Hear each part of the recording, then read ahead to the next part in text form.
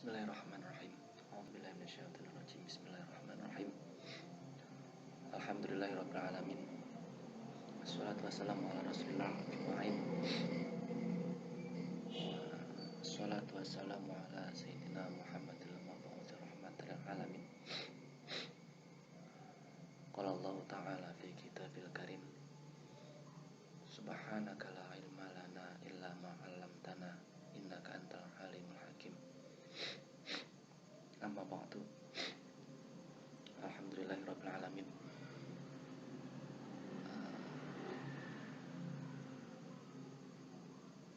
Alhamdulillahirabbil alamin, dan terima kasih kita aturkan kepada Allah Subhanahu wa taala yang telah melimpahkan rahmat-Nya kepada kita sehingga kita pada malam hari ini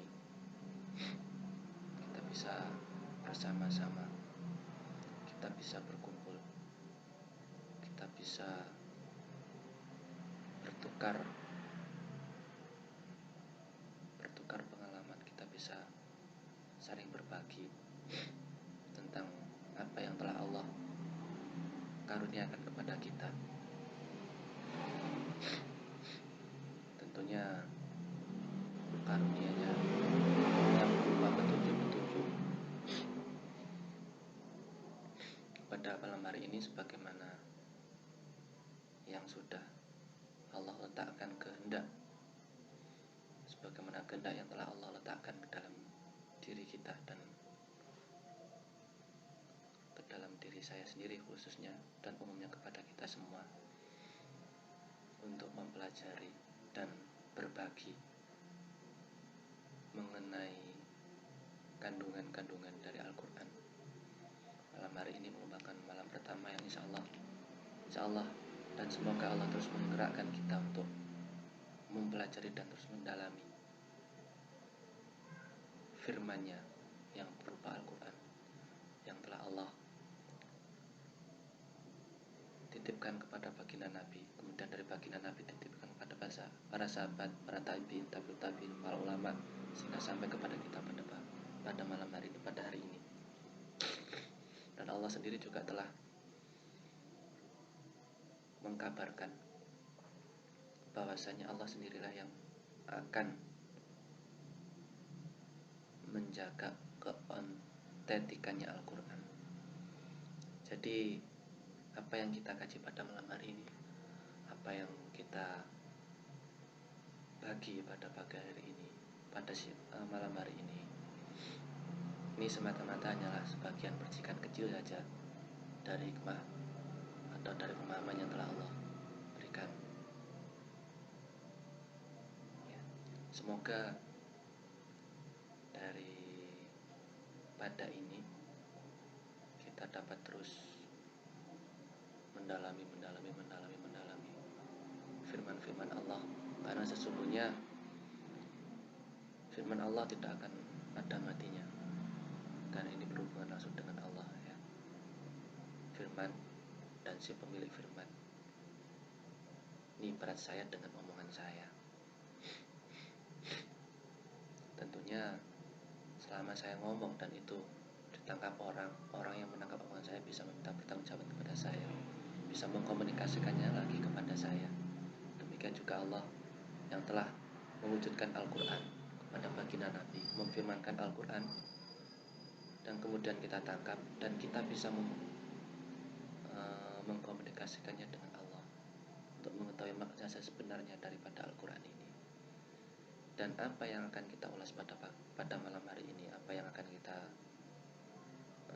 coba kita ambil hikmahnya, ini semata-mata bisa kita gunakan hanya untuk memicu kesadaran kita bahwasanya kurang lebih seperti ini yang Allah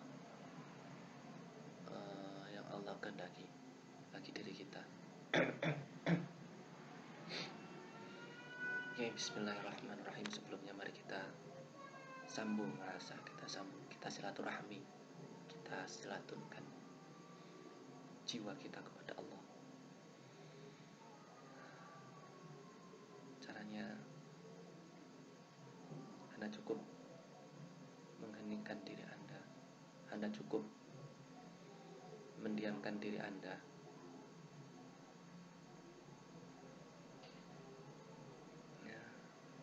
mendiamkan diri Anda, mendiamkan pikiran-pikiran Anda. Jangan berprasangka apapun. Ya, oke, tenang, relax, cukup. Kemudian Anda pacu diri Anda kontak diri Anda untuk menyadari Allah, untuk berzikir, untuk ingat, untuk menyadari Allah tentang kedekatan Anda dengan Allah. Bahwasanya Allah tidak pernah meninggalkan seorang hamba pun, sekedip mata pun seorang hamba itu. Anda sadari itu. Apabila kita sering lalai, sekarang kita tinggalkan kelalaian kita. Kita tenangkan diri kita. Allah, kita sebut nama Allah dalam ketenangan diri kita. Allah.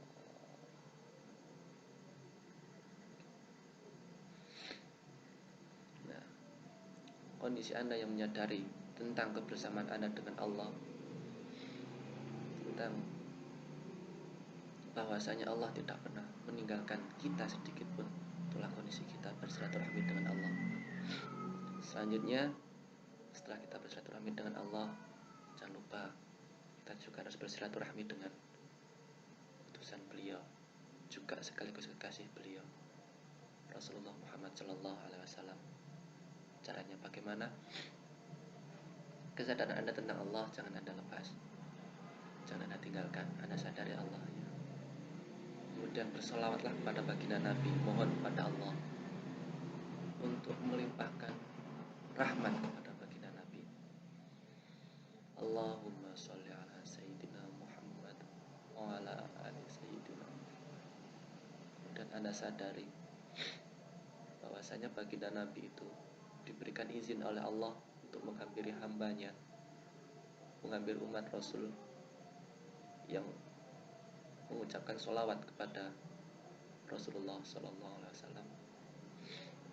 Nah, sholawat Anda bersama Allah dan sadari bahwasanya Allah mengizinkan Rasulullah untuk rawuh ke hadapan Anda, hadir ke depan jenengan. Allahumma sholli ala Sayyidina Muhammad wa ala ali Sayyidina Muhammad. Oke, ya Allah. Selanjutnya kita mohon kepada Allah untuk kelimpahan ilmunya. Maha suci Allah. Allah telah berfirman dalam Al-Quran, Subhanaka la ilma lana illa ma 'allamtana innaka antal alimul hakim. Allah mencontohkan kondisi para malaikat yang kala itu memuji Allah dan mengakui benar-benar bahwa ya memang Allah yang memiliki ilmu dan kita hanya bisa memohon kepada Allah. Seorang guru atau siapa saja, ketika beliau menyampaikan secercah ilmu, setitis ilmu, itu tidak akan benar-benar dapat kita serap kalau bukan karena Allah yang mengkondisikan kita memahami maksud daripada ilmu itu. Kita mohon kepada Allah, ya Allah, limpahkanlah kefahaman dan ilmu yang mendalam dari firman-firman-Mu, dari kalam-kalam-Mu yang qadim, yang suci, yang Engkau ridhoi dan Engkau lindungi. Sungguhnya tidak ada zat yang maha berilmu selain Engkau, ya Allah. Tetap sadari Allahnya, tetap sadar kebersamaan kita dengan Allah, tetap sadari silaturahmi kita dengan Rasulullah. Kita mohon kepada Allah untuk melimpahkan rahmat karunia ilmunya, karunia kepahamannya kepada kita, agar kita dapat benar-benar menjalankan apa yang Allah perintahkan dalam diri kita. Amin. Demikian. Oke, selanjutnya ini untuk menyambung saja silaturahmi kita dengan para pendahulu kita, ya, para ulama-ulama subuh. Juga beliau yang telah mewariskan kefahaman beliau daripada Al-Quran yang telah beliau pelajari. Kita sambung Al-Fatihah, kita doakan beliau dan khususnya karena ini saya di malam hari ini menggunakan Al-Quran yang sudah diterjemahkan dalam bahasa Jawa oleh Mbah Yai Bisri Mustafa, ayahanda dari Mbah Mustafa Bisri.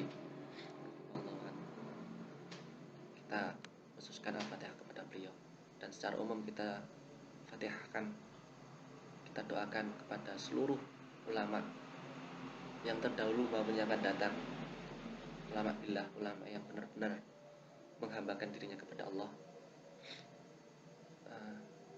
Kita sambung Al-Fatihah kepada beliau-beliau. Pada sahabat, jangan lupa, karena para sahabat juga para ulama. Pada intinya kita mohon kepada Allah dengan Al-Fatihah, kirim Al-Fatihah. Oke, kondisikan kondisi dengan masing-masing. Kita mohon rahmat kepada Allah untuk beliau-beliau semua. Rahimallahu. Al-Fatihah.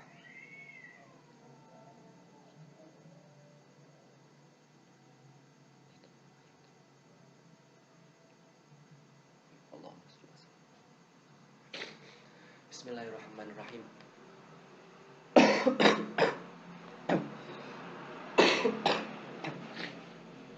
Bismillahirrahmanirrahim. Kita mulai dengan surat pertama dalam Al-Quran, Al-Fatihah. Bismillahirrahmanirrahim. Kalau kita pahami,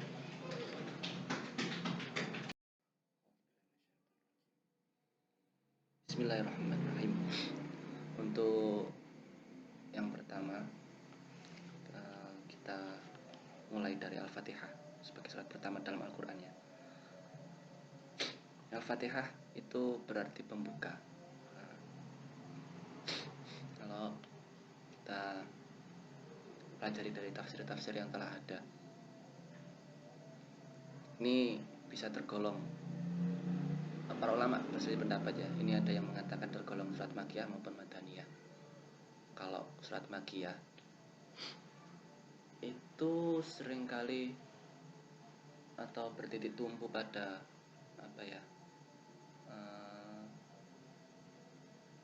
penjelasan tentang akhlak, tentang tata laku manusia Islami, manusia mukmin, mukmin orang Muslim. Dan kalau udah Madaniyah itu Allah udah mulai menetapkan perundang-undangannya, yaitu fikih atau perilaku bermasyarakat. Nah, ini kalau kita belajar tentang tafsir Al-Fatihah, kita menjumpai ini ada beberapa ulama yang berselisih pendapat tentang Al-Fatihah ini termasuk Madaniyah atau Makkiyah. Ya, sampai sekarang saya sendiri pun juga masih belum menemui ini sebenarnya apa ini. Cuma kalau pada malam hari ini kita tembus, kita dalami tentang hikmah-hikmahnya, maka kita dapat mengambil hikmah bahwasanya Allah yang meletakkan satu ide, suatu gagasan kepada para ulama-ulama terdahulu. Beliau yang menyatakan ini Madaniyah, menyatakan ini Makkiyah. Itu tentunya Allah juga hendak memberikan pelajaran kepada kita umat terakhir, bahwasanya Al-Fatihah ini menggambarkan tentang adanya dua sisi yang tidak boleh kita tinggalkan dalam bermuamalah, juga dalam hal ubudiyah. Dua sisi ini yaitu tentang akhlak dan tentang kondisi batiniah maupun kondisi lahiriah. Nah, kira-kira seperti itu yang Allah timpakan dalam Al-Fatihah ini, yang beliau gambarkan, yang beliau wujudkan dalam perselisihan ini. Bukan perselisihan yang bagaimana ya, cuma hanya perbedaan pendapat saja. Dan hikmahnya adalah itu, kita tidak perlu jauh-jauh, ini Makkiyah, ini Madaniyah. Kita ambil tengahnya bahwasanya Allah itu mengisyaratkan itu tadi. Dalam hal apapun kita tidak boleh meninggalkan dua sisi itu. Kita tidak boleh hanya menjalankan sisi makiyahnya saja, sisi batiniahnya saja, atau sisi madaniahnya saja, atau sisi lahiriahnya saja. Kita harus dua-duanya kita jalani. Ketika Anda sholat, lahiriah Anda bergerak, batinnya Anda jangan kemana-mana. Batinnya Anda juga bergeraknya hanya ke Allah, tidak bergerak kemana-mana. Gitu ya, kira-kira. Demikian juga dengan Al-Quran. Kita membaca Al-Quran, kita hanya jangan membaca zahiriyahnya saja. Kita jangan hanya membaca lahiriah saja. Lahiriah Al-Quran ini istimewa memang. Sampai-sampai para ahli bahasa, tata bahasa, para ahli syair, para ahli apa itu,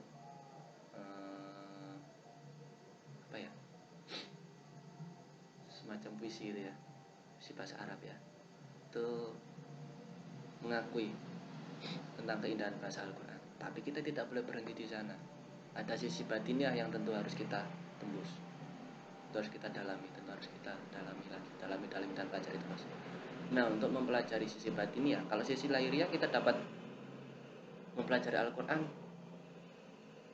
dengan ngaji-ngaji tafsir ya. Tapi untuk batinnya itu adalah satu garis yang hanya bisa dijangkau oleh seorang hamba itu sendiri dengan Allah. Sehingga pemahaman daripada setiap ayat, setiap surat, setiap firman Allah itu benar-benar setuju kepada diri kita. Tidak gamblang, maksudnya apa ya? Tidak ngawang itu. Benar. Tidak mengambang gitu ya. Benar-benar meresap ke dalam diri kita, itu salah satu sisi batinnya. Maka baginda Nabi itu pernah bersabda, Aqra'ul Qur'an wa tamsu wa ra'ibahu. Bacalah Al-Quran itu dan temukan rahasia-rahasia darinya. Rahasia inilah yang disebut dengan batiniahnya manusia dengan Allah, bersambungnya diri kita dengan Allah dan Rasulullah, sebagaimana yang telah kita kerjakan di awal-awal tadi, menyambungkan diri kita bersilaturahmi. Nah, itu sekilas mukadimah daripada Al-Fatihah sendiri. Al-Fatihah ini juga telah mafhum ya, kita sebut dengan Ummul Quran, sebagai ibunya Al-Quran, sebagai pembukanya Al-Quran. Di beberapa ulama, terutama ulama sufi, ulama yang beliau telah spesialis perjalanan batin atau suluk, beliau selalu menyampaikan Al-Quran ini merupakan himpunan dari 4 kitab Allah, himpunan dari seluruh kitab-kitab Allah, dan daripada Al-Quran, seluruh kandungan Al-Quran itu tersimpan dalam Al-Fatihah. Al-Fatihah yang berisi 7 surat. Nah, dari 7 surat Al-Fatihah itu terhimpun juga dalam Bismillahirrahmanirrahim, dan Bismillahirrahmanirrahim sendiri terhimpun dalam titik ba. Begitu yang sering mafhum kita tangkap dari para ulama-ulama billah.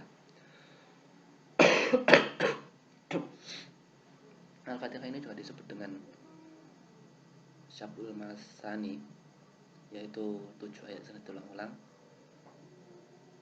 Ini juga mengalami sedikit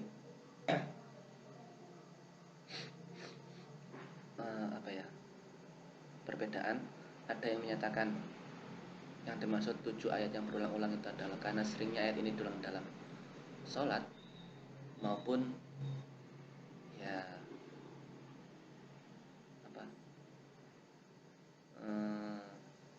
ayat ini harus benar-benar kita dalami. Kunci utamanya untuk membuka Al-Quran adalah ayat ini, surat ini, mohon maaf. Nah, berarti hanya mukadimah saja. Bismillahirrahmanirrahim. Kita lanjutkan. Allah. Bismillahirrahmanirrahim. Bismillahi kelawan kaluhuran Allah. Sifat Allah Ar-Rahman, Ar-Rahman kang mau welas sapa Allah. Sifat Allah Ar-Rahim itu kang mau asih sapa Allah. Kalau di bahasa Indonesia kan dengan nama Allah, Bismi, dengan nama Allah, Bismillah, dengan nama Allah ya, dengan nama Allah Ar-Rahman yang maha berkasih sayang. Ar-Rahim, kalau saya pribadi lebih suka menyatakan Ar-Rahim sebagai maha cinta. Kalau dalam bahasa umum kan kita sering Ar-Rahman Ar-Rahim, maha kasih sayang gitu ya. Kalau Ar-Rahman maha kasih sayang, kalau saya lebih nyaman kok Ar-Rahim diterjemahkan dengan yang maha cinta. Nah, karena kalau pandangan saya ya ini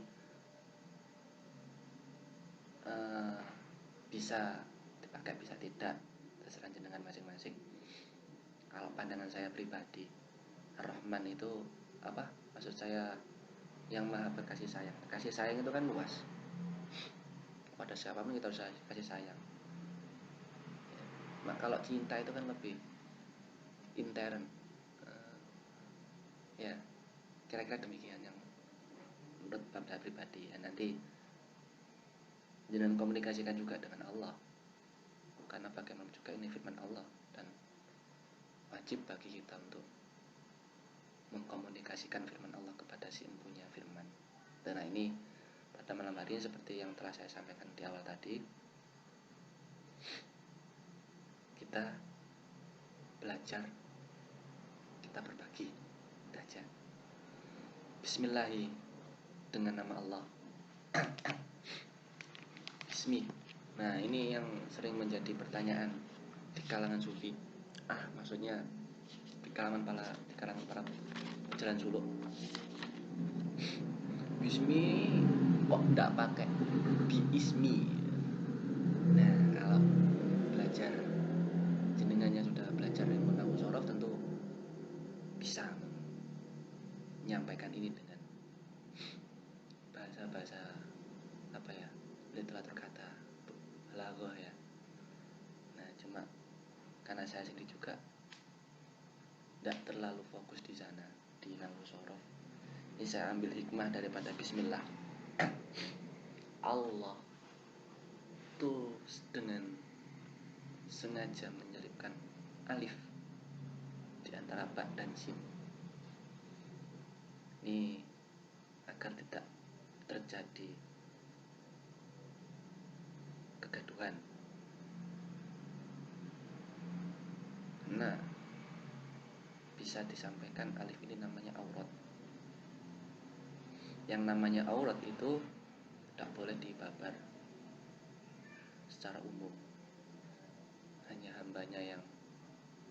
Hanya mereka yang memiliki hubungan intern, hubungan spesialis yang bisa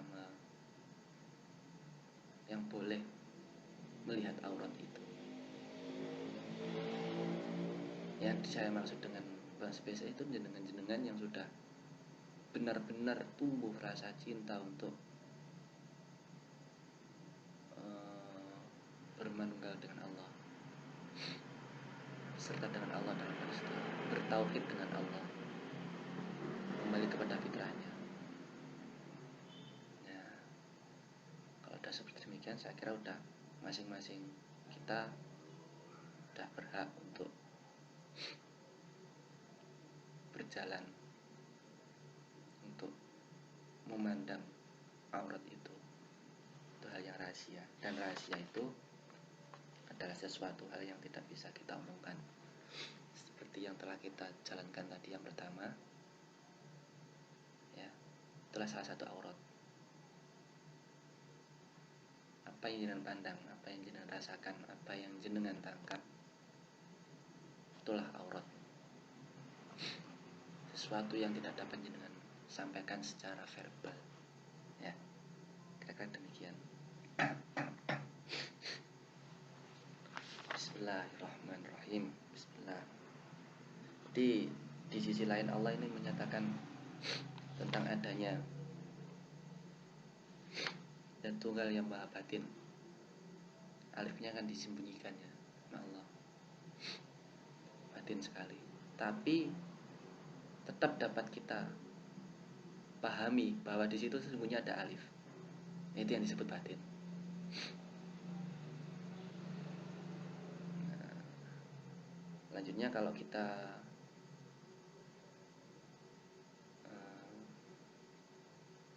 ulas, kita ingat adanya ulama-ulama billah yang menyampaikan bahwasanya kandungan dari Bismillahirrahmanirrahim sendiri yang merupakan padatan dari Al-Quran itu adalah tersimpan di dalam titik ba.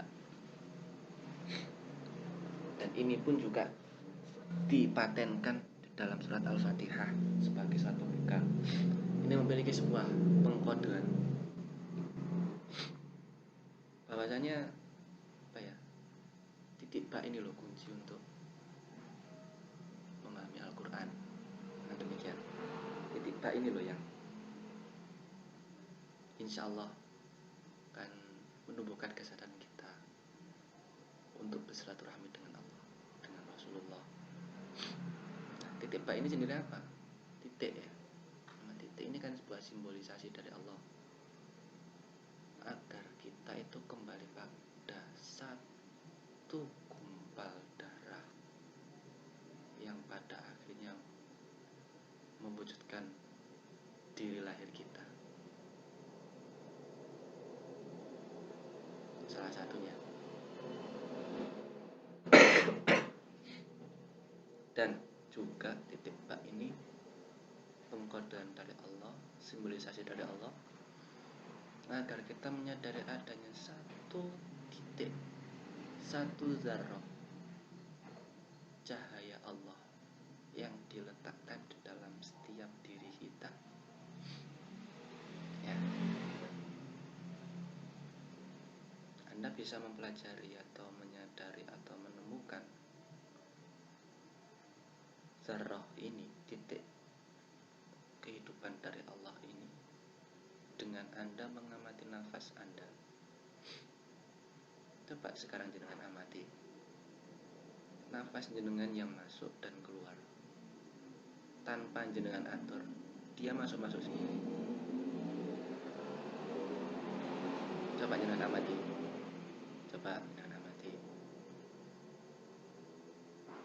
Atau aliran darah yang tanpa Anda perintah pun dia mengalir dengan sendirinya. Atau degup jantung yang tanpa Anda perintah pun dia akan berdegup dengan sendirinya selama Allah mengundang kita untuk hidup. Di balik degup itu, di balik helaan nafas dan tarikan nafas itu, nah, itu Anda amati. Oh iya, di sana ada semacam daya atau kekuatan yang tidak dapat kita lawan, yang memiliki kehendak kuat agar kita hidup. Nah, itulah satu titik, satu contoh titik hidup dari Allah. Nah, kalau Anda terus pelajari, titik itu akan bersinergi dengan semesta, dengan lingkungan kita, dengan lingkungan terdekat kita. Paling utama lingkungan terdekat kita dan dengan lingkungan yang lebih luas. Nah, itulah titik ba itu, titik daya hidup dari Allah. Kalau Anda menyadari itu, kemudian Anda bisa dipisahkan oleh Allah untuk berkomunikasi dengan Allah, bersilaturahmi seperti yang tadi ya. Itulah titik bak yang dinamakan pembuka. Jadi sebelum kita membaca Al-Quran, tundanya kita membaca Bismillahirrahmanirrahim. Maksudnya dengan kesadaran kita hadir bersilaturahmi dengan Allah, sang pemilik firman, sang pemilik Al-Quran yang sejati. Nah inilah titik bak itu, pembuka itu sebenarnya. Makanya di awal tadi saya ajak jenengan semua untuk menyadari Allah dengan relaksasi dan pengosongan. Karena bak itu digambarkan oleh Allah kosong atasnya, pikirannya kosong, hayalannya itu kosong, tapi dia menep di dalam. Menep itu memiliki bobot di dalam, di balik. Nah ini lukisan baknya. Ya mungkin beberapa dari kita ada yang sempat tergesek dengan oh ini yang menemukan titik ini para sahabat kok. Ya enggak masalah, Allah terserah Allah saja memberikan pengkodaan ini kepada siapa. Nah kalau Allah berkehendak kepada Nabi Muhammad kan otomatis beliau yang menitikkan. Cuma kan Allah ini maha bijaksana. Bijaksananya Allah ini ditunjukkan kepada para sahabat, maksudnya kepada kita melalui para sahabat. Jadi Allah itu enggak harus Nabi Muhammad gitu loh. Pada para sahabat pun, kepada para ulama pun, Allah itu memberikan saluran-saluran energi, hikmah-hikmah yang terus terpancar. Jadi ya udahlah, ada yang seperti itu kita tangkap, ya itu tetap dari Allah. Walaupun para sahabat, para ulama yang melihat titik di situ, beliau yang benar-benar telah mendapat petunjuk dari Allah, detekan Pak di situ. Lu kenapa bukan di atas saja? Kenapa bukan di samping aja? Lu kan sama-sama. Kenapa kok bukan nun yang di bawah, baknya di atas? Ini siapa yang memberikan kerentek seperti ini, yang memberikan kekuatan ide untuk tik di situ kalau bukan Allah? Ya, nah cukup sekianlah sekilasnya tentang titik bak itu. Selanjutnya Bismi. Kalau Anda menyadari tentang itu, jangan lupakan itulah Allah. Ismi, asma Allah. Itulah kehendak Allah. Di titik situlah Allah mengajarkan nama-nama. Maksudnya Allah itu memberikan pemahaman-pemahaman. Pemahaman itu kan dikontak dari nama ya. Allah mengajarkan nama-nama, Allah mengajarkan pemahaman-pemahaman itu dengan isyarat ismi. Kalau kita sudah menyadari tentang daya tadi ini,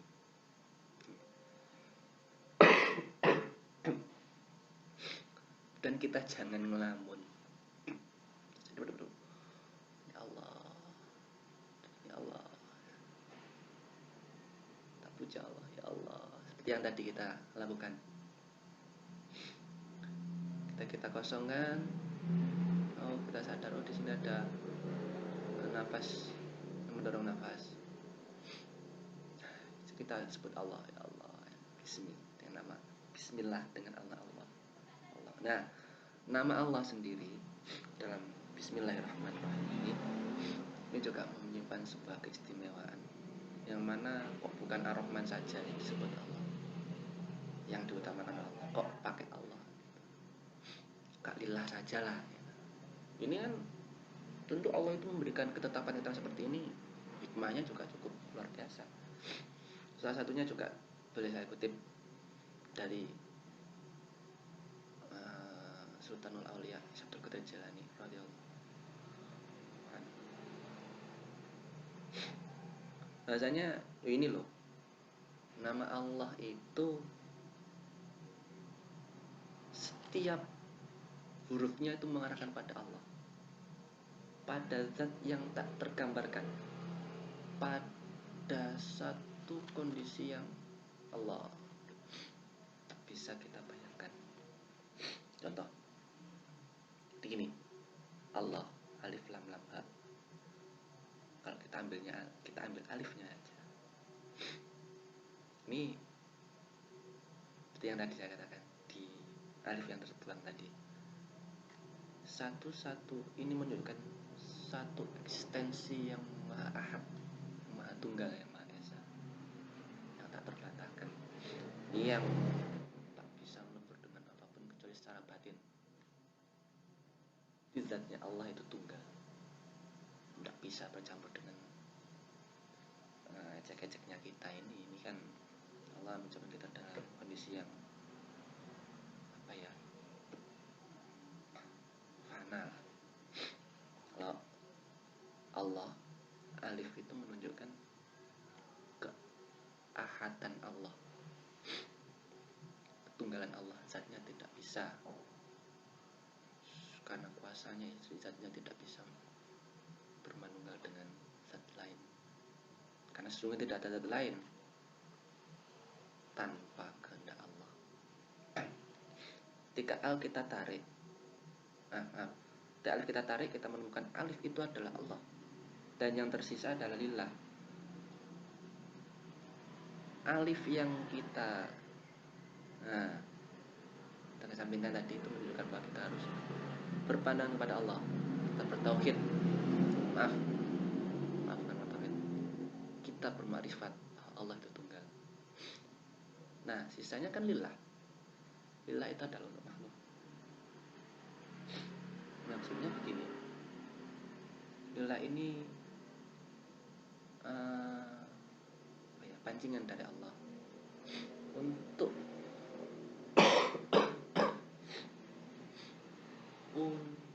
menyadarkan manusia bahwasanya lillah, hanya kepada Allah lah kita kembali, kita menuju, kita berjalan.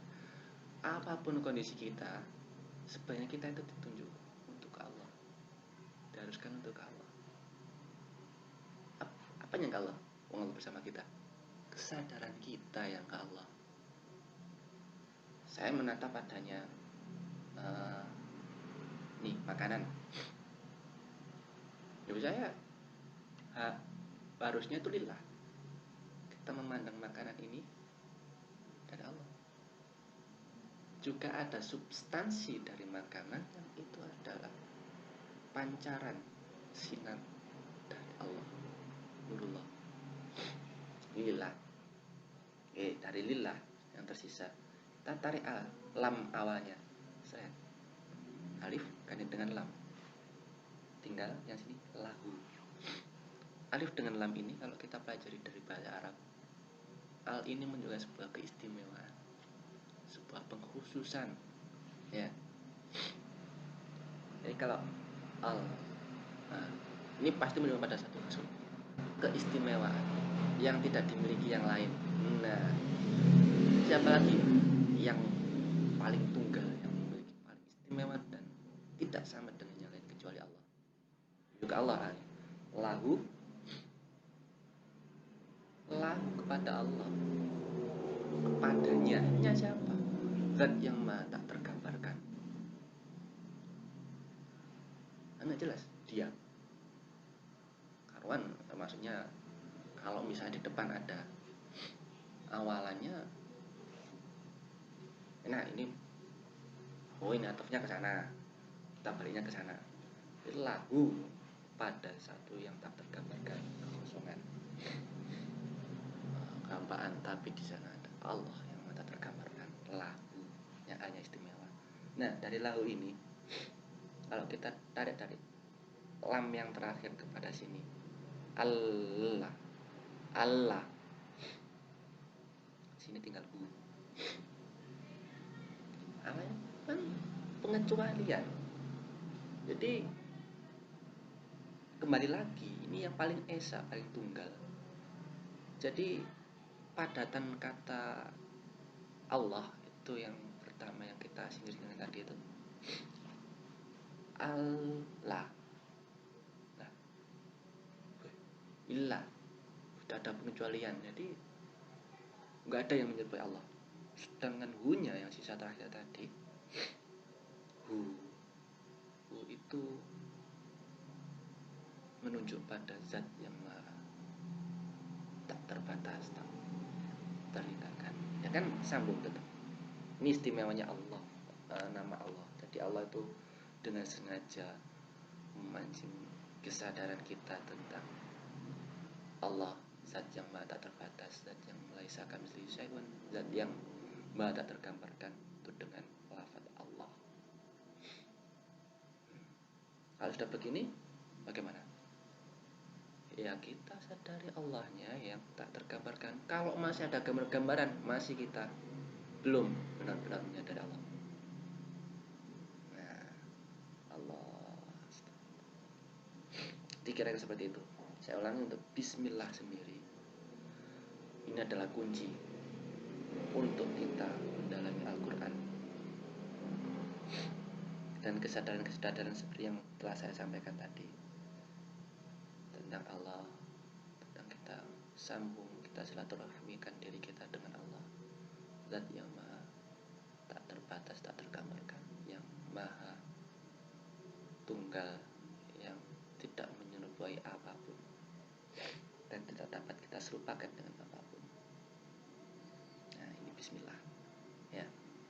Al-Fatihah kita buka bismillah saja, kita bisa mencapai apa yang disampaikan oleh baginda Nabi sebagai awaluddin ma'rifatullah. Jadi dasar daripada segala sesuatu, terutama dalam beragama, itu adalah ma'rifat kepada Allah. Ya ini tadi, ma'rifat kepada Allah. Singkat, di Allah itu tidak repot sebenarnya. Di Allah itu menurunkan agama itu tidak hendak untuk merepotkan hambanya. Itu merupakan petunjuk jalan. Terbukti kan dari bismillah saja Allah sudah juga, oh ini loh, biasanya aku itu gini Allah. Jadi kamu tuh bilang, sadari itu loh titik yang membuatmu hidup gitu. Sadari aku Allah yang tidak yang tidak, yang berbeda dengan apa yang kamu tahu, yang tidak tergambarkan. Ya Allah. Nah ini bismillah. Dan Allah jelaskan lagi dalam kata selanjutnya, Ar-Rahman. Nah, Ar-Rahman itu sifatnya Allah yang maha berkasih sayang, saya katakan tadi.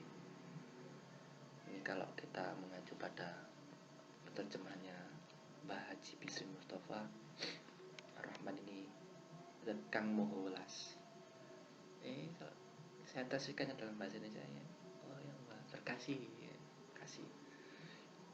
Yang maha welas itu tidak terbendung pada satu orang atau pada satu pengkhususan saja ya. Ar-Rahman ini adalah cakupan kepada seluruh sesuatu. Jadi gini gambarnya, sifat Allah yang Ar-Rahman ini meliputi bukan hanya pada orang yang beriman saja, tapi juga pada mereka yang kafirun, mereka yang menutup diri untuk mengenal Allah, menutup diri untuk menerima kebenaran, menutup diri untuk menerima apa-apa yang tidak dia ketahui sesungguhnya. Nah, orang seperti ini tetap dapat kasih sayang dari Allah. Rupa apa? Banyak. Yang konkret, yang real, rupa kehidupan. Allah masih menghidupkan mereka agar mereka bermakrifat, agar mereka kembali kepada Allah. Contohnya, contoh lain, mereka masih diberikan masih diberi kesempatan untuk ya makanlah, minumlah, yang merupakan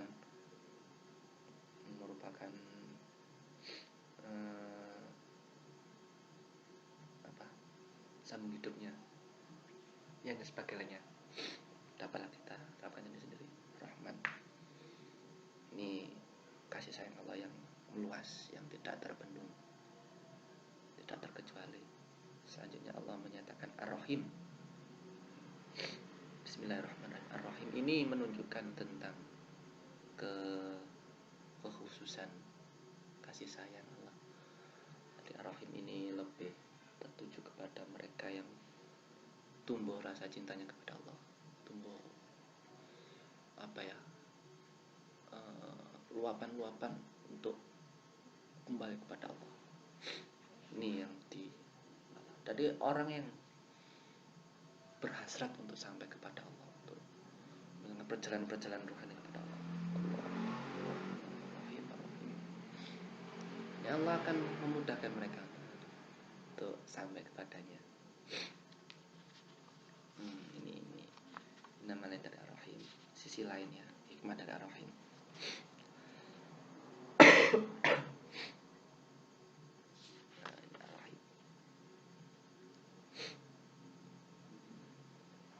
Oke, dari sekian dari Bismillahirrahmanirrahim itu dapat kita simpulkan seperti ini. Anda kalau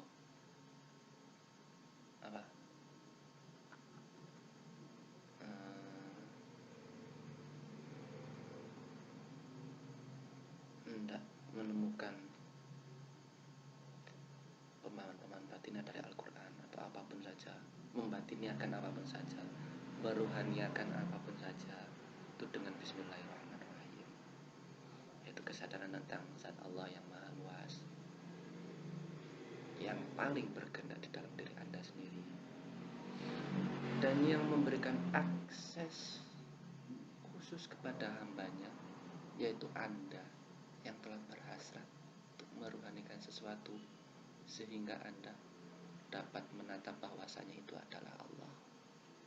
Di balik itu ada Allah, sehingga dalam kondisi apapun Anda tetap berhadapan-hadapan dengan Allah. Ini sebuah kunci sebenarnya. Bismillahirrahmanirrahim. Oke, semoga Allah melimpahkan kepahaman kepada kita. Ayat kedua, Bismillahirrahmanirrahim. Alhamdulillahirabbil alamin. Alhamdulillah tawi sakabehane puji iku lillahi, tetep kagungan Allah. Sifat Allah Rabbil alamin kang mengerani wong alam kabeh. Alhamdulillah tawi sakabehane puji. Adapun seluruh pujian iku lillahi, itu tetap hanya tertuju kepada Allah. Di alhamdulillah sendiri ini merupakan sebenarnya, kalau kita resapi, ini merupakan ekspresi seorang hamba yang telah bermuajah dengan Allah secara benar di dalam Bismillahirrahmanirrahim tadi, dalam penyaksiannya kepada Allah. Ya Allah, oh ini jenengan ya Allah, alhamdulillah ya Allah, segala puji tanya kepada Allah. Setelah Anda mengetahui bahwasanya seluruh alam semesta ini ada di dalam genggamannya Allah, di dalam kuasanya Allah. Makanya Allah di situ menekankan Rabbil alamin, yang menguasai seluruh alam. Allah menegaskan lagi kan itu Rabbil alamin, itu penegasan daripada Bismillah. Ya, jadi apa? Kita masih mengaku-ngaku manusia, kita masih mengaku-ngaku jin, kita masih mengaku-ngaku hewan, kita masih mengaku-ngaku benda apa aja. Kalau kita benar-benar telah memasuki dimensi Bismillahirrahmanirrahim tadi, sebagaimana saya sampaikan, insya Allah kita akan sampai pada satu kondisi pemujaan alhamdulillah rabbil alamin. Jadi alhamdulillah ini bukan dibuat-buat, ekspresi yang paling murni daripada diri kita itu. Alhamdulillah rabbil alamin, segala pujiannya Allah hanya untukmu, yang menguasai seluruh jagat semesta, yang telah menguasai seluruh elemen alam semesta, bahkan setan pun engkau yang menguasainya. Ya Allah, ini dari pencapaian ruhani seseorang dari Bismillahirrahmanirrahim, akan menemukan yang dinamakan alhamdulillahirabbil alamin. Ya, jadi ini Al-Quran, kalau dari 2 ayat saja kita dapat tangkap seperti ini, mungkin kita dapat menyimpulkan Al-Quran dari, jadi Al-Quran sebenarnya seperti sebuah tata lagu, peta makrifat. tata laku perjalanan manusia ini pasti cocok dengan perjalanan spiritual manusia. Alhamdulillahirabbil alamin. Itu tadi cinta dengan Allah. Ar-Rahman Ar-Rahim. Nah, kita sadarkan lagi dengan Allah. Oh iya, dengan kasih sayangnya Allah lah kita semua dapat berkumpul dalam satu majelis. Kita bisa berkumpul dalam satu alam semesta. Kita dapat saling bermuajahah. Ya, kita dapat hidup. Kita dapat bersyukur kepada Allah. Tak diberikan wujud sedemikian rupa dengan fasilitas-fasilitas yang Allahu Akbar selalu terlimpah untuk kita. Fasilitas-fasilitas hidup, fasilitas rohani dengan Ar-Rahman. Allah menekan lagi kan di sini Ar-Rahman ayat ketiga Fatihah, Rahman Rahim. Kemudian Ar-Rahim bagi hamba-hambanya, bagi hamba-hamba Allah yang telah menyadari kear-Rahmanan Allah dan mereka berhasrat untuk kembali kepada Allah. Ini Allah menyampaikan bahwa Allah itu Ar-Rahim. Ya. Kalau kamu berhasrat, aku akan jemput kamu. Kalau kamu berjalan kepadaku satu jengkal, aku akan berjalan kepadamu satu hasta. Kalau kamu berjalan kepadaku satu langkah, aku akan berlari kepadamu. Seperti Allah. Ini Ar-Rahimnya Allah. Ya Allah. Iya kan kalau manusia udah sadar, ya Allah, kenapa Bismillahirrahmanirrahim tadi, kemudian mencapai ekstase, mencapai ekspresi syukur, alhamdulillahirrahmanirrahim, tentu mereka akan berlomba-lomba untuk kepada Allah. Allah mengabarkan Ar-Rahman Rahim, Maliki Yaumiddin. Maliki iku zat kang ratoni Yaumiddin ing dalam dina kiamat. Nah, di sini ini Allah memberikan gambaran Maliki Yaumiddin, memberikan penegasan sifatnya Allah itu Maliki yang menguasai tadi. Kalau Maliki sendiri sebenarnya kalau bahasa Jombangan saya sendiri nih, Maliki itu apa ya, mengerani itu berkuasa. Malik itu kan semacam raja, penguasa. Maratoni. Jadi kalau Anda berjalan kepada Allah, Malik Yaumiddin sebenarnya Malik Yaumiddin. Ini Allah yang menguasai hari ad-din. Mafhum ulama jumhur ulama telah menerjemahkan ad-din ini dengan kata kiamat. Nah, kalau kita telusuri lebih dalam, ad-din itu bisa juga bermakna agama, tapi juga bisa bermakna. Nah, agama sendiri itu kalau kita pelajari dalam Islam itu nanti ada sabda Nabi yang menyatakan, atau dalam Al-Quran ayat lain nanti mengatakan bahwa hanya Islam agama di sisi Allah. Islam itu adalah kepasrahan. Jadi mungkin semakin substansi kita dapat memahaminya, Malik Yaumiddin sebagai Allah itu akan menguasai jiwa manusia yang telah benar-benar berserah. Nah, Islam itu adalah keberserahan diri. Saya rangkaikan dari awal.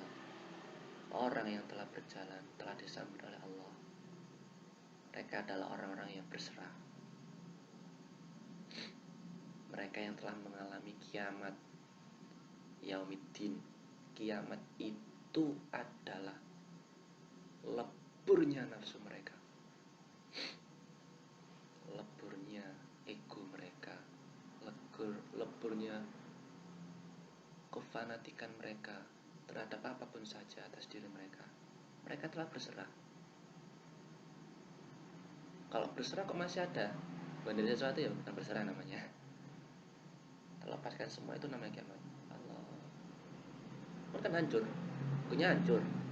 kepemilikannya hancur.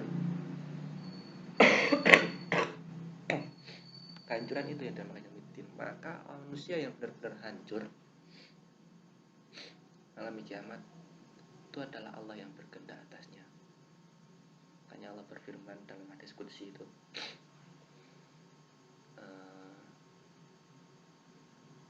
kalau hamba-hambaku yang menjalankan sunnahku, ini ketika sunnahnya Allah ini nanti dari Bismillah sampai dengan Ar-Rahman Ar-Rahim, ayat pertama sampai dengan ayat ketiga, Al-Fatihah merupakan sunnahnya Allah, sunnatullahnya Allah. Kalau hamba-hambaku telah menjalankan sunnahku, maka yang menjadi penglihatannya adalah penglihatanku, yang menjadi pendengarannya adalah pendengaranku, dan demikian seterusnya. Ketika mulutnya berucap adalah lisanku, wajib bergerak, mukul adalah dengan tanganku, berjalan dengan kakiku. Bila mereka berdoa akan mengabulkan. Ini kan Allah semua, malikinya itu. Berkuasa terhadap diri hambanya yang telah berserah itu, yaitu tadi hadis qudsi itu tadi yang menerangkannya, maliki yaumiddin. Allahu Akbar. Semoga sampai ayat sini Allah melimpahkan kefahaman pada diri kita, menyadarkan kita untuk terus berwajah kepada Allah, terus bersilaturahmi kepada Allah. Selanjutnya bismillahirrahmanirrahim. Iyyaka na'budu wa iyyaka nasta'in.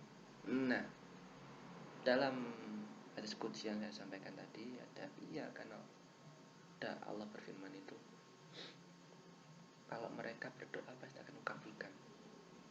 Makanya di Al-Fatihah setelah Allah merangkaikan sunatullahnya 1-3 dan memberikan ketetapan, keyakinan kuat yang telah menetapkan, menegaskan Dia yang berkuasa atas hambanya yang kemudian tergambar dalam hadis qudsi itu di ayat keempat. Allah terus kemudian mengajarkan kepada manusia, kepada kita untuk berdoa, iyyaka na'budu wa iyyaka nasta'in. Iyyaka ing panjenengan Tuhan, na'budu nyembah sapa ingsun, wa iyyaka lan ing dalem panjenengan Tuhan, nasta'in nyuwun pitulungan sinten ingsun dhateng panjenengan. Nasta'in. Iyyaka na'budu wa iyyaka nasta'in. Hanya kepadamu ya Allah kami beribadah, na'budu nyembah, saya menyembah, mengabdikan diri saya. Wa iyyaka dan hanya kepada Engkau ya Allah kami mohon petunjuk, pertolongan. Na'budu penghambaan. Di kita dalam perjalanan tadi itu Allah itu mengajarkan kepada kita untuk ya Allah mengakuinya, ya Allah panjenengan, oh ya Allah saya ini mengabdikan diri saya ingin sekali untuk mengabdikan diri saya kepada Engkau, maka tunjukilah, gerakkanlah saya untuk mengabdi kepada Engkau. Nah, kira-kira seperti itu doanya. Wa iyyaka nasta'in, dan hanya kepadamu lah kami memohon pertolongan. Ini kan mungkin beberapa sahabat kita yang diberi wewenang oleh Allah untuk berpikir nakal gitu kan. Kira-kira berkata seperti ini. Tuh, nah kalau udah makrifat berarti udah paling benar dong. Ya Allah, kenapa harus berdoa lagi ya? Ya kena stalin, mohon pertolongan. Nah ini ya Allah, Allah mengajarkan kepada mereka tentang ide-ide seperti itu. Ini dapat kita ambil hikmah. Hanya kita tuh harus tetap menjaga kerendahan diri kita. Kenapa ya? Karena kita tidak kembali ego, agar kita tidak kembali merasa diri wah, tetap memohon pertolongan kepada Allah. Walaupun kita marifat itu, kita malah terus memohon kepada Allah. Karena kalau kita udah merasa makrifat, Allah, rasa-rasa itu akan menepis kemarifatan kita. Nauzubillah min dzalik ya. Dan menutupi. Nauzubillah min dzalik. Hanya kita terus diajarkan oleh Allah, iyyaka na'budu wa iyyaka nasta'in, iyyaka na'budu wa iyyaka nasta'in, iyyaka na'budu wa iyyaka nasta'in. Ya Allah, bawa hamba untuk mengabdi kepadamu, dan tolonglah hamba dalam pengabdian. Jangan lengserkan hamba. Ini dalam ayat selanjutnya, ihdinas siratal ladzina ihdinas siratal mustaqim. Ihdinas siratal mustaqim. Ihdina mugi nuduhake panjenengan sinten panjenengan dhateng kawula as-sirata ing tedalan al-mustaqim kang jejeg kang lurus. Di ihdinas siratal mustaqim, ya Allah tunjukkanlah kepadaku jalan yang lurus. Lah udah makrifat kok masih minta pertolongan petunjuk jalan. Loh, bagaimana toh makrifatnya kita di dunia ini tuh selalu tergoda-goda dengan, kok masih bisa tergoda? Ya Allah masih meletakkan pikiran. Loh, katanya Allah sendiri yang berkuasa. Allah akan beberapa sekali untuk menguji kita dengan barangkali kelengseran perjalanan kita. Apakah kita kemudian ego, apakah kita kemudian segera kembali kepada Allah? Ayat ini mengajarkan kepada kita, kalau kita tuh selalu tawadhu, kita selalu menyatakan rasa apa ya, khauf itu takut, maksudnya takut ini, ya Allah jangan engkau tergelincirkan hamba daripada jalanmu, gitu loh. Ya kan?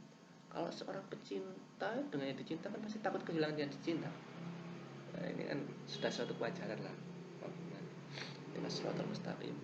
Allah itu mengajarkan kepada kita, setelah mengajarkan kepada kita agar kita tidak terselip rasa-rasa lagi, Allah juga mengajarkan lagi, ihdinas siratal mustaqim. Ya Allah, tunjukkanlah saya hamba terus berjalan pada jalanmu yang jejak. Nah, ini Mbah Haji Bisri Mustafa menerjemahkan dengan jejak. Jejak itu tegas ini. Jejak. Kenapa tidak lurus? Kenapa tidak lurus kok jejak ini? Kalau lurus itu kan nanti persepsinya manusia, tapi ini lagi sering ya. Kalau persepsinya manusia itu kan lurus ini, gak ada belok-beloknya. Dah harusnya jejak, bukan lurus. Lurus nanti persepsi kita ada belok salah. Padahal beloknya itu ya harus segera dijejekkan lagi. Walaupun belok kita tetap harus kuat ke Allah. Jejak. Dinas siratal mustaqim. Ya Allah, tunjukkanlah kepada hamba untuk berpegang teguh kepada niat awal hamba untuk mengabdikan diri kepada Engkau. Dinas siratal mustaqim. Dan Allah juga mengajarkan siratal ladzina an'amta 'alaihim ghairil maghdubi 'alaihim waladdallin. Amin. Aminnya saya sendiri. Waladdallin. Siratal ladzina an'amta 'alaihim ghairil maghdubi 'alaihim waladdallin. Surat iya ikut dalan alladzi wong an'amta kang paring nikmat panjenengan ing alladzin alaihim ing ngatasi alladzin ghairil maghdub sakliyane wong-wong kang dibendoni alaihim. Sapa alaihim? Yaiku sakliyane ya ghairil maghdub tadi waladhdallin lan ora lan senes wong-wong kang padha sasar. Nah, suratul ladzina an'amta 'alaihim ghairil maghdubi 'alaihim waladdallin. Jadi ini kan satu rangkaian tadi ya. Ayat 5, 6, 7 satu rangkaian. Yang saya katakan khauf tadi. Tetap mohon kepada Allah untuk menunjukkan jalan yang lurus, yang kuat, yang jejak. Jalannya kepada Allah. Walaupun Allah memberikan kita belak tetap kuat ke Allah. Tetap kuat kepada niat utama kita ke Allah. Siratal ladzina an'amta 'alaihim, yaitu jalannya orang-orang yang Engkau berikan nikmat. Serah nikmat apa saja, nikmat makrifat atau nikmat apa saja. An'amta 'alaihim ghairil maghdub, bukan bukanlah jalan mereka yang orang-orang jalan jalan orang-orang bukanlah jalan mereka yang kau mungkari. Kalau Mbak Bisri, Mbak Haji Bisri Mustafa menyatakan walau dolin ini wong kang ora lan dudu wong kang padha sasar. Tersesat. Di tersesat itu orang yang gini, maksudnya tersesat itu orang yang contoh orang yang udah ke Allah seret dibelokkan dia ikut belok, nggak jejak jalannya, pandangnya ke sana-sana. Nah ini kita yang berlindung pada Allah ya. Ini sesat, tersasar, sasar, kesasar, tersesat pada Allah. Jejak ini kalau pun Allah belokkan ke sana seret tetap jejak gitu ya, kita belok-belok terserah Allah, tapi kesadaran kita tetap ke Allah, makrifat kita tetap makrifatullah, bukan yang lain-lain, tetapnya dari Allah ya. Nah ini oke, semoga Allah melimpahkan kefahamannya kepada kita semua. Ini ayat surat pertama daripada Al-Quran, dan semoga apa yang telah kita pelajari dari ayat pertama sampai ayat ke-7 tadi, dengan selesai Al-Fatihah, dapat menjadi petunjuk bagi diri kita untuk semakin berhasrat kepada Allah, semakin rindu pada Allah, semakin mendekatkan diri kepada Allah. Dan kita berdoa agar Allah tidak menjadikan kita orang-orang yang tersesat, itu orang-orang yang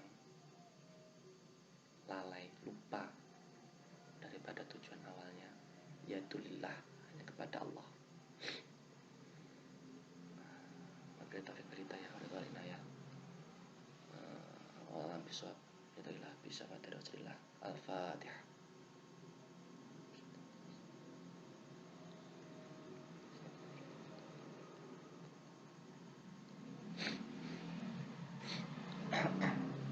Alhamdulillah minasyaitonir rajim. Bismillahirrahmanirrahim. Alhamdulillahirabbil alamin arrahmanir rahim. Alhamdulillahilladzi an'ama 'alaina wa hadana lil Islam. Allahumma shalli wa sallim wa barik ala sayyidina Muhammad wa ala sayyidina Muhammad. Allahumma ighfir lana dzunubana wa li walidayna warhamhuma kama rabbayani shaghira. Wa li jami'il muslimin muslimat wal mu'minina al ahya'i minhum wal amwat. Rahim. Rabbana zalamna anfusana wa lam taghfir lana wa tarhamna lanakunanna minal khasirin. Rabbana la tuzigh qulubana ba'da idh hadaytana wa hab lana min ladunka rahmah innaka antal wahhab. Rabbana atmim lana nurana waghfir lana innaka ala kulli syai'in qadir. La ilaha illa anta subhanaka inni kuntu minadh dhalimin. La ilaha illa anta subhanaka inni kuntu minadh dhalimin. La ilaha illa anta subhanaka inni kuntu minadh dhalimin. Allahumma inni as'aluka al-huda wa at-tuqa wal 'afafa wal ghina. Allahumma inni as'aluka al-huda wa at-tuqa wal 'afafa wal ghina. Allahumma inni as'aluka al-huda wa at-tuqa wal 'afafa wal ghina. Rabbana taqabbal du'ana wa taqabbal minna innaka antas samiul 'alim wa tub 'alaina innaka antat tawwabur rahim. Allahumma ihdinas siratal mustaqim siratal ladzina an'amta 'alaihim ghairil maghdubi 'alaihim waladdallin. Amin. Rabbana atina fid dunya hasanah wa fil akhirati hasanah wa qina adzabannar. Sallallahu alaihi wasallam Muhammad wa ala alihi ajma'in. Subhana rabbika rabbil izzati amma yasifun. Alhamdulillahi rabbil alamin. Al-Fatihah.